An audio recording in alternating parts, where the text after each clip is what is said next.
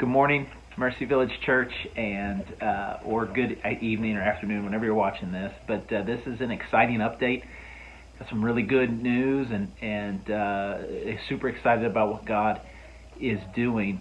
One of the promises that church planters cling on to, and I think all churches should hang on to. And when I say church planters, I'm including you, core team of Mercy Village Church, because although Josh Early and Paul Bokel might currently be the only pastors and might be the ones that people from the outside would refer to as the church planters, we're not the church planters. We are among the church planters, but all of us are planting this church, and primarily it is Jesus who is planting this church. And so that's a promise we cling to. And he says, in response to Peter's confession that he is the Christ, the Son of the living God, part of that statement he makes is that he, Jesus, will build his church and the gates of hell will not prevail against it. And so it is my hope that by the grace of God we will always cling to that promise.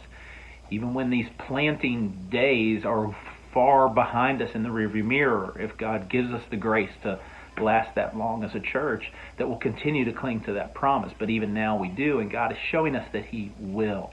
So I just have a couple things. I'll include slides, some slides below even, because it's more technical knowledge, but it's positive technical knowledge. We are at 22 of our Prayed for 40 core team members. And so Lord willing, as COVID begins to clear, again, Lord willing, we'll have opportunities to get together and actually mingle with one another in person.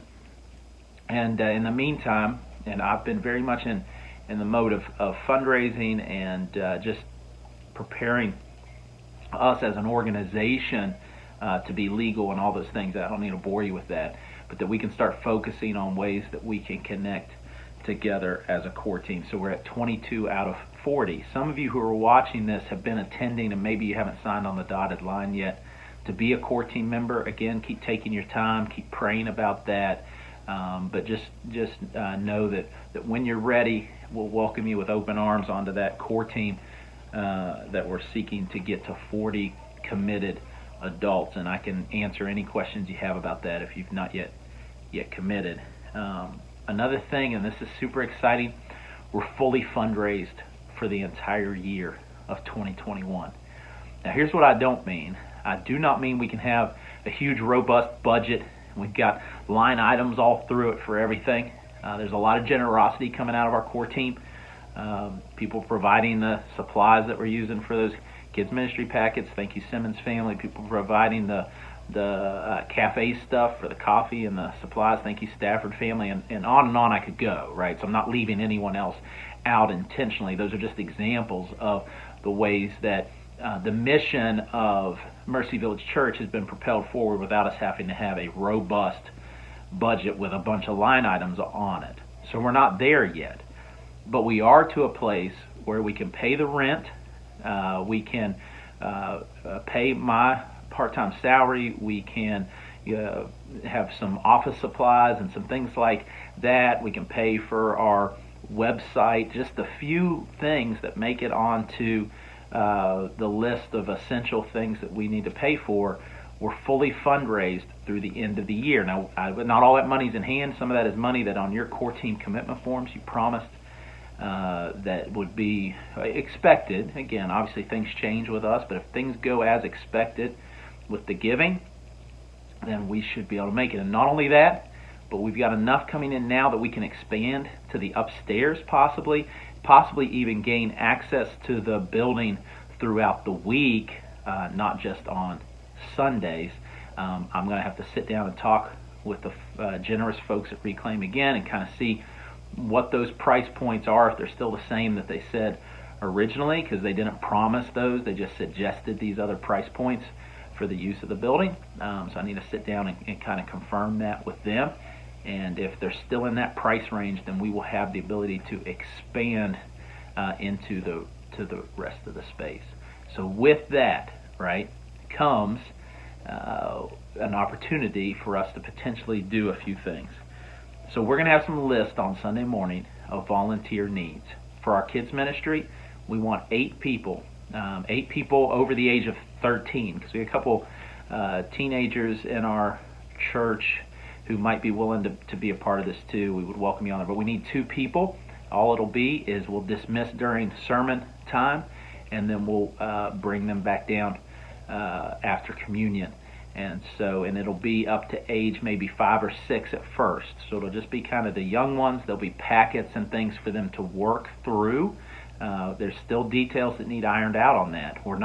We haven't picked a date yet that we're going to do this. We want to make sure that we have the volunteers and the space to do it. So we're waiting on making sure that we can expand into the upstairs of the space and that we have 8 people. So there'll be a sign-up sheet for kids ministry that allows 2 people to do it every week on a 4-week rotation. If we have more, that'll create even more space between people having to serve. Because again, the portion of the service you'll miss will be the sermon, which for some of you is actually a relief. I'm joking.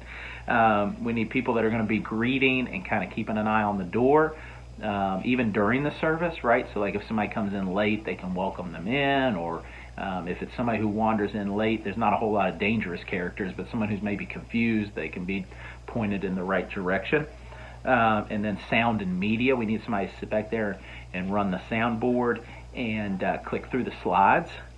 So we need 4 people for the sound and media team. We need 8 people for the greeting and the door, and then pregame and postgame.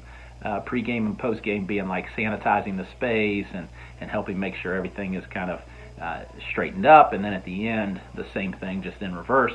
They're allowing us to keep the space set up now through the week. Most weeks. There'll be some weeks where we actually have to tear down because we'll have other stuff going on in there.